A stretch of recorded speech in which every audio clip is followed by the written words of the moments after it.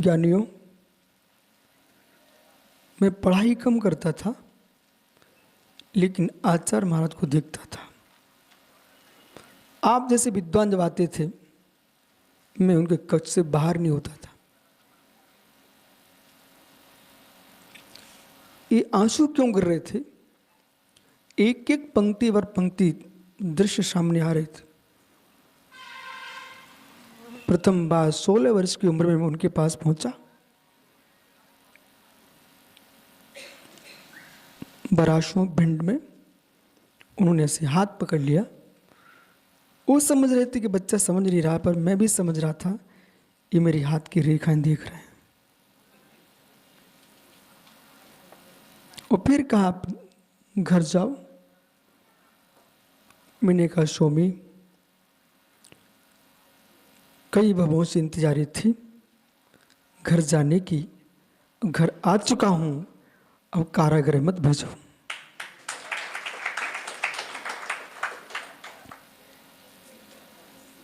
बोले तुम कोमल हो, ऋजु हो, साधना कठोर है। तो मैंने धीरे से मन में सोचा कि शरीर कोमल हो सकता है, पर चंबल का पानी कठोर है। आप तो मुझे रख लो, रख लो। वो दृश्य सामने आया।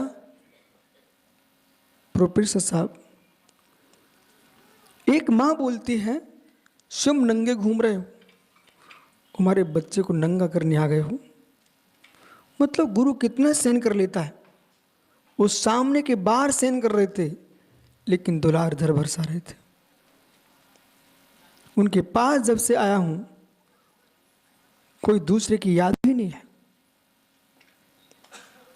अपने कक्ष में ही 24 घंटे रखते थे। गुरु के पास रहने से शास्त्रों का ज्ञान तो होता है, अनुभव ज्ञान प्रचंड होता है। सुबह 3 बजते थे, और देखो 3 बजे उनकी पिच्छी मेरे सिर पर घूमती थी। बोले उठो। पर ऐसा हो चुका था, अब जैसे 3 बजते हैं, मुझे वही एहसास होता है कि गुरु महाराज की पिच्छी सिर पर आ चुकी है।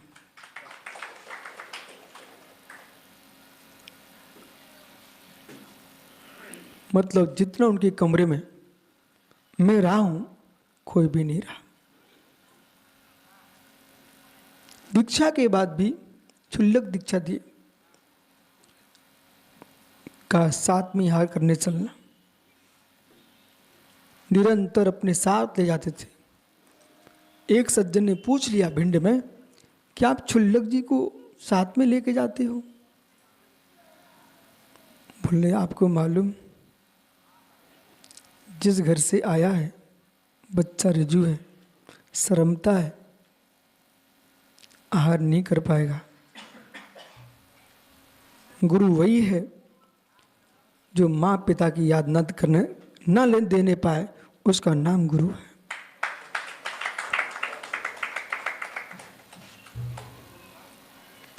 इतना दुलार से रखा